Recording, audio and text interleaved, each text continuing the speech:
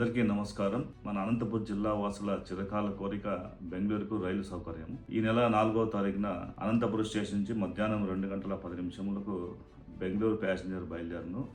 ఈ ప్యాసింజర్ ద్వారా మనందరికీ మంచి అవకాశం లభించింది. ఎందుకంటే అనునిత్యం అనంతపురం జిల్లా వాసులు బెంగళూరు నగరానికి అటు విద్యార్థులు కానీ, యువత కానీ, రైతులు కానీ, పేదలు కానీ, ఆరోగ్యపరంగా రోగులు కానీ, అదేవిధంగా వ్యాపారస్తులు కానీ వెళ్తూ ఉంటారు.